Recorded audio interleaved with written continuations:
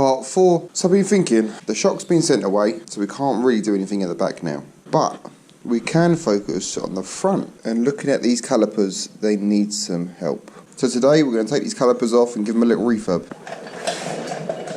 These calipers are from a Sv650 K1 to K3. Drone tray doesn't fit underneath the wheel, so we've got to find something else.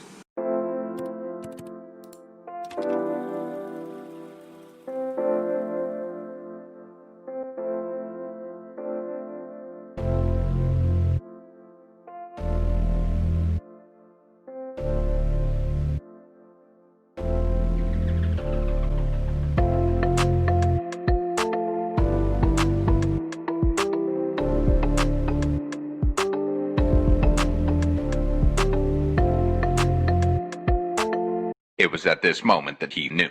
He fucked up.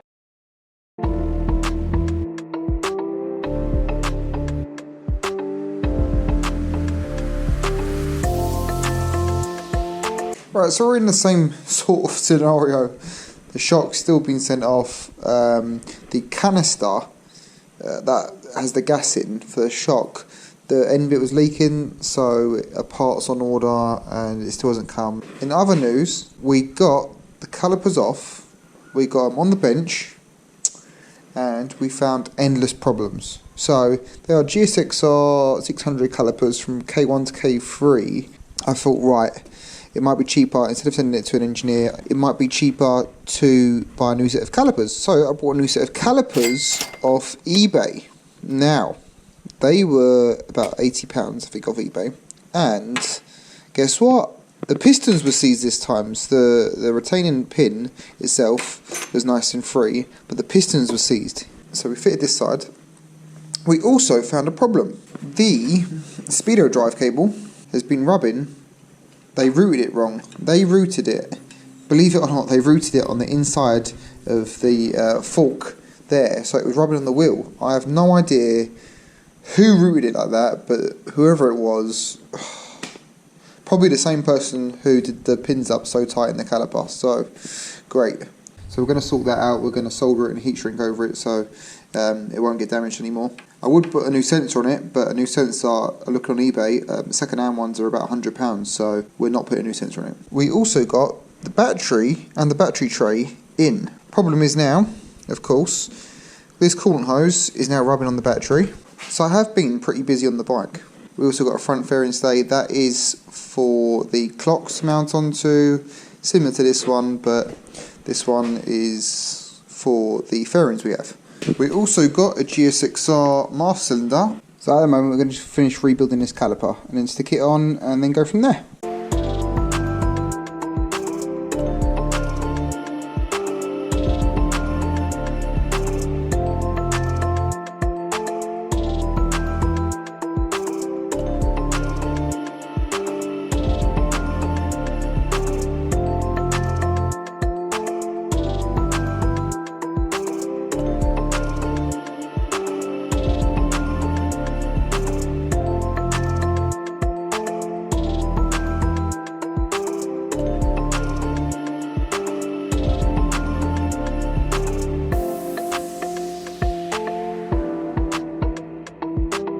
Okay, so we have just repaired the wiring. See there? Looks like brand new. Everything's looking good. All the wires are looking better routed. Now it is time to fit the GSXR master cylinder. Do a bit of that, do a bit of this, do a bit of that, and do a bit of this, and then we'll put the new one on.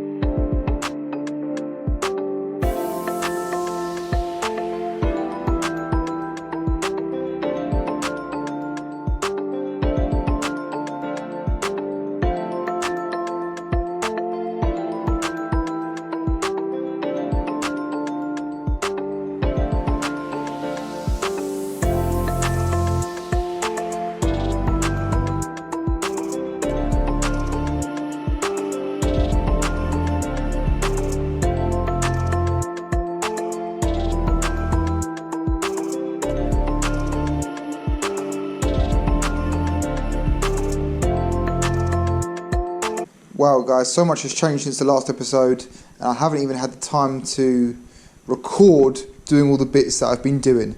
So we're going to get down to what's changed and where we are at now, why the rear fairing's off, and sort of what we've done. So what we've done is we refit the shock that come back from those guys. Marston's fit straight on. It did fit straight on. It's down there now. Fitted straight on, and I took it for a test drive. So I went about 2 miles away and the brakes locked on. So we put the original Marston back on the SV1 and bled it up nicely, and you know what, after test riding it and stuff, it actually feels really good anyway.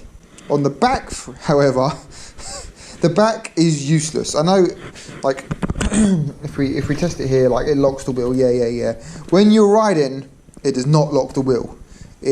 There's just not enough braking effort, either from the Chinese Marston that we used, or from the original caliper that's on there. So fitting the fairings wasn't too bad to fit. The bracket here on this side, that is the clutch cover, that is, you can actually bend that bracket pretty easily to make it fit these fairings. Same on the other side actually, you can make it fit really easily, so that was quite handy.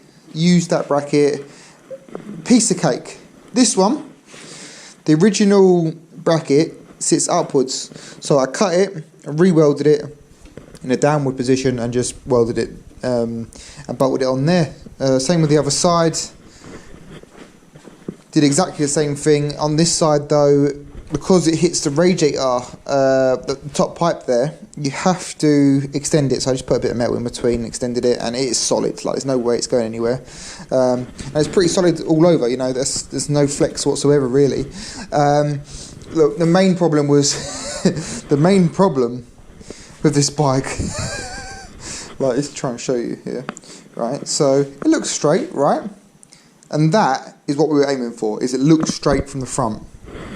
But if you look from the back, and the screen's like over that way, but you know, you can't get everything perfect, and I'm happy with it. I'm happy with how it's turned out. It was a nightmare, an absolute nightmare, getting this all to fit. The screen that they wanted for these fairings, these are BB plastic fairings, I believe they are, not the cheapest fairings on the market. They are very expensive for what they are, and I've found out since then, if you're ever going to buy fairings, there's guys on Facebook groups that make these fairings at like half the price. So do not buy these fairings, buy it off the guys off the Facebook groups, because they make them and they're much better fit apparently. I haven't tried them. We come back to the screen. The screen, they wanted £50 for a screen, or £45 for a screen, and then plus I think it was £20 delivery. Mega money.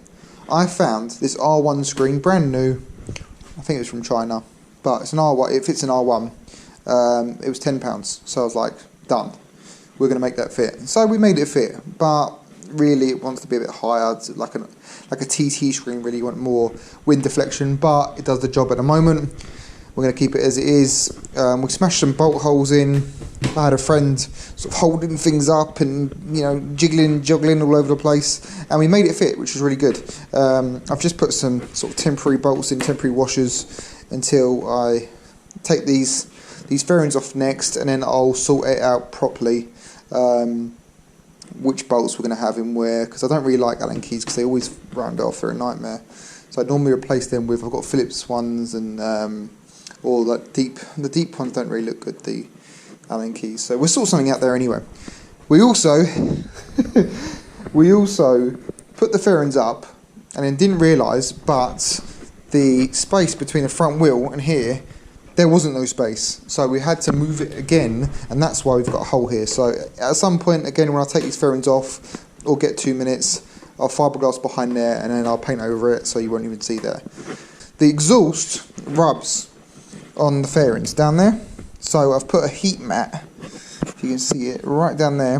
The exhaust rubs on the fairings, so I've put a heat mat there, and it seems to be doing an alright job. I can't see it, hasn't burnt through or anything, but I didn't want to cut a hole in the fairing, because you're going to have literally a hole in the side of the fairing. It just didn't look good, but we're going to see how it goes. We might have to cut a hole at some point, but We'll see how it goes.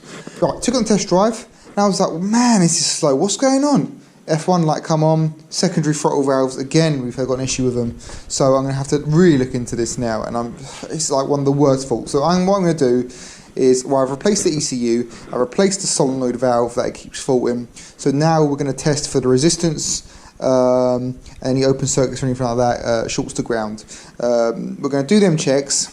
If we do the basic checks, we can't find anything sort of significant and we're a bit lost, we're probably going to take it to a couple of guys I know, Steve Jordan's Motorcycles, are very well known in the south here.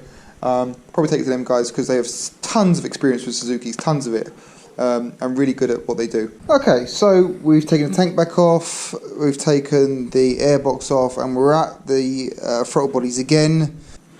I did find that, I know you're not supposed to do it, and blah blah blah, but if you you can manually move these, but it's very difficult to move, very difficult, and it's slowly got easier and easier from me like doing this and lubricating it.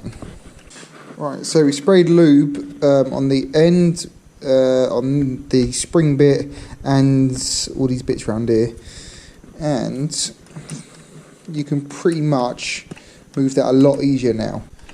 So much easier. I was almost, well actually I couldn't push it down with my finger at all to begin with, and what I did is I got a ratchet with a 10mm socket on it, and I used this adjuster to sort of free it open like that because it was so stiff. You can see, so I freed it open like this because it was so stiff to move. Just back and forward, working it with a bit of lube in there on all the bits that move here, not in the flaps because it will go inside your engine, you don't want that. They should do a full cycle of opening fully and then going back to where they were. I think that's pretty good. They moved. Let's try it again. I think that's pretty good to me. I think the best thing to do now is take it for a test drive and see if that's helped. If it hasn't helped, then we've always got the other throttle bodies that we can stick on, but we know it's a mechanical issue now, it's not an electrical issue that we thought.